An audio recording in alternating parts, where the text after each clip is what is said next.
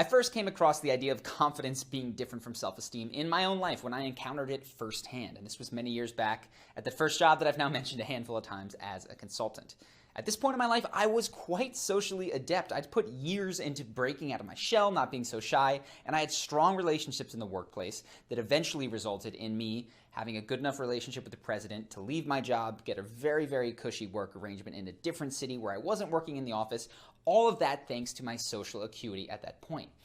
But that wasn't the whole picture. In fact, the most critical piece that was missing in my life was this self-esteem. Because at that time that I was working as a consultant, I fancied myself a writer. And I was a philosophy major for 4 years in college.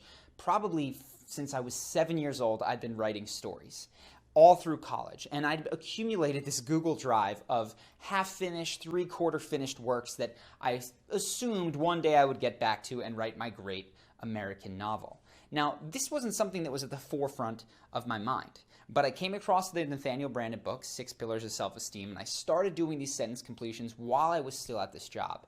And what came through for me consistently was if I were more confident, I would finish my writing and I'd find a way to publish it.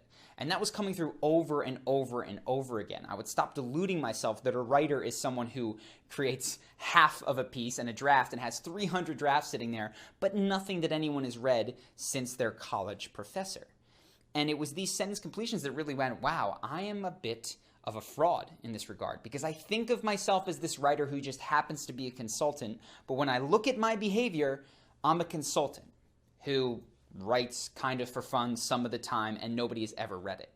So these sentence completions really called that and made it clear to me. And that was what started the entire impetus to leave my job. There was a period of time prior to reading the 4-Hour Workweek where I just assumed that, later down the line I would make a lateral move, and maybe by the time I was 30 or my mid-30s, I'd have moved into something different. But it was this headfirst collision into the idea that I had of myself as a writer, then confronted with the truth of these sentence completion stems that I was undercutting my own self-esteem by not actually publishing, that made me realize I was kind of hiding out in this consulting job. And it was very, very difficult for me to come to grips with, but it was those sentence completions plus the 4-Hour Workweek plus that conversation that I mentioned with my friend that all sort of coalesced to propel me out of that. And I remember when I finally left my job, thanks to this relationship that I had built with the president, I was able to get a remote work arrangement included with a raise. So I left Washington, D.C. I went to live with my friend in New York City. I slept on his floor. It was amazing. But there was still this scary moment of, okay, I've mostly extricated myself from this. I'm starting to work. I'm becoming a contractor. My duties back at the office are less and less. And finally, they were cut off completely. When am I going to step into this role of being a writer, which is how I saw myself? And I remember the moment of purchasing the domain. It was called the Kick-Ass Academy at that point because I thought that was a really cool name. I was about 24 at the time, so you'll have to forgive me. And I put my first post up. And I remember shaking and trembling as I hovered over the publish button.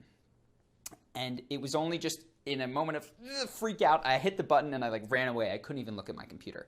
Now, of course, when I came back to the analytics later in the day, no one had seen it. I'd had this big image that people from my life would look at it and judge me, but of course, no one even watched it, which entered a whole new phase of my life, which was getting people to read what I had written.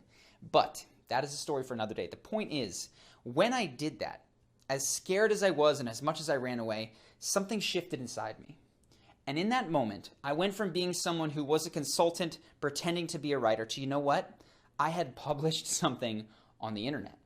And then I had to break through another barrier, which was promoting it on the internet. I had to go find forums, places where people were interested potentially in reading the stuff that I had written. And again, that required a leap. But when I made that leap, when I enacted that courage, my self-esteem throughout my life in social situations everywhere seemed to just jump to another level. And I vividly remember when I had my consulting job and I talk about my life as a consultant, I would lose people's interest very quickly, even though I was quite adept socially. But when I was sleeping on the floor of my friend's apartment, writing articles that very few people were even reading, and people asked me what I was up to, that was when I found myself really connecting the most with people. Something about the decisions that I had made was coming through in the way that I was portraying myself because I was finally living up to my own values. And this is really what self-esteem is. It's your reputation with yourself. We oftentimes think, okay, what is he going to think of me? How can I manage what she has seen of me? But the truth is, if you've done it, you can't hide it from your own self-image. And if you are not acting in a way that is accordance with your deepest held values, you are undercutting your self-esteem, because you're saying that you're going to just cheat yourself. You're going to pretend and try to lie and create all these sort of mental booby traps about, I'll get to that later, I don't need to tell this person the truth, or I don't need to act in this way that I expect other people to do. And it's not hypocritical, because whatever the excuse is, we have all of these excuses. They work for a period, but the price that we pay is a huge, huge diminishment in our self-esteem. And really, self-esteem is not just about getting people to like you. It's about taking those leaps in your life that can transform it. And for me, that was entrepreneurship. For you, it can be anything. It could be entering into a relationship, exiting a relationship. And that's what I want to talk about now. Where in your life do you not just want to say the truth, but do you want to live the truth? Do you want to abide by your values, step not just into honesty, but into integrity?